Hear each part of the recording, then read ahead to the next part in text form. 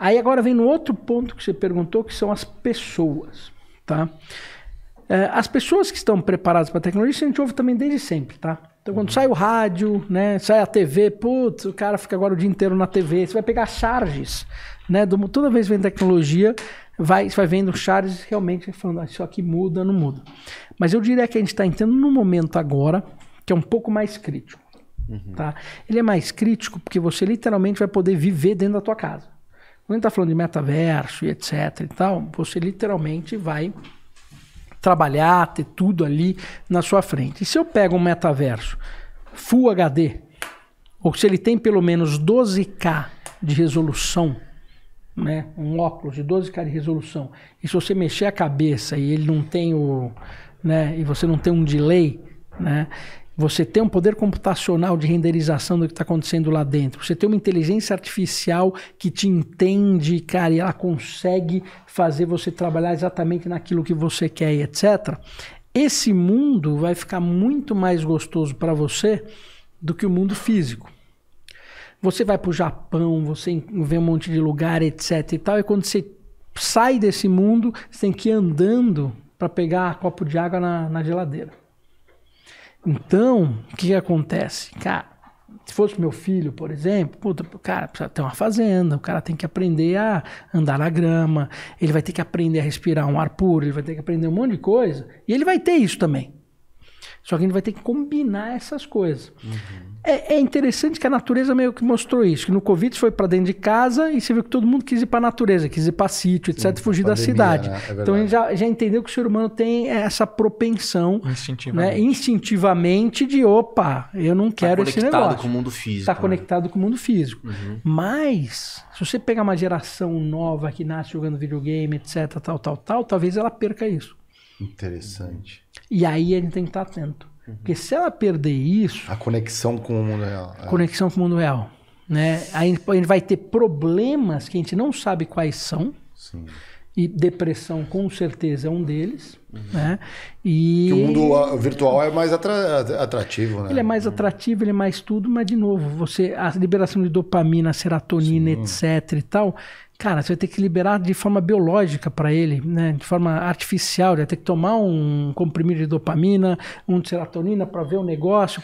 Ele não está vivendo o mundo. A gente teve 2 episódios aqui que a gente falou de metaverso, né? Um com o Kenneth e o outro com o Bruno Pato, né? Que ele é o maior evangelizador aqui do Brasil, né? De VR, né? De realidade virtual, né? Aliás, um salve pro Pato. Eu falei com ele hoje, né? Total coincidência aqui. E a gente teve uma experiência, né? A gente fez parte do programa aqui, a gente entrou no metaverso, né? Ainda é tosco perto do que pode ser. Então, quando a gente olha, por exemplo, hoje um videogame, né? Os jogos, né, que estão sendo lançados, pô, é uma realidade muito tá incrível e só vai melhorar. E eu sei que aquilo, uma hora, vai, né? A tecnologia... Vai óculos. Exatamente, vai estar no óculos. Então, assim, eu me preocupo se aquele mundo vai ser mais interessante do que o mundo real. Ele vai, com certeza. Não, ele vai, por uma razão muito simples. A inteligência artificial faz isso. Eu consigo identificar na forma com que você olha, com que você age, etc. E principalmente se eu tiver sensor na sua cabeça, você está em alfa, beta, gama, né, excitação ou não. Neuralink, né? Eu consigo entender. Eu vou fazer a melhor experiência para você. E quando você tirar isso, você volta num tipo, putz, você vai andar, e, putz, se você estiver numa cidade, num apartamento pequeno, pegar um elevador que demora, aperta o botão, o elevador não chegou. Você está acostumado a apertar um botão e tudo acontecer. Imagina esperar o elevador chegar. A celeridade das coisas. Aí você vai descer... Você vai eu não vou buscar, o meu robozinho vai, eu ponho o óculos aqui, eu tô vendo, ele igual o drone, né? Então, a gente vai ter que entender. Aí eu acho que você virar um cérebro só. Tem um monte de coisa que, assim, de novo, eu tô olhando um lado extremo, mas está nascendo um monte de coisa legal também nisso. Com certeza. Com relação à natureza, por exemplo, se a gente for falar aqui de psicodélicos, né, que é um tema tenso de se falar, mas se você estudar psicodélicos, você consegue fazer um monte de coisa no teu cérebro que te conecta, que traz, etc. Vai ser uma nova medicina. Uma nova medicina que te traz, né, uma conexão também. Puta, precisamos aprender isso, a gente não conhece. Né? A gente vai ter que trazer, por exemplo, com AR.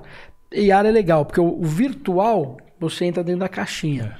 O AR não. Você joga junto. Então, se eu pego um Radu, por exemplo, é um Radu onde todo mundo joga um com o outro.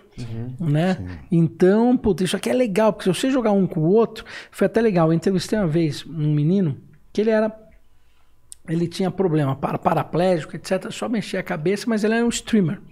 Né? Um puta streamer legal de jogos, etc.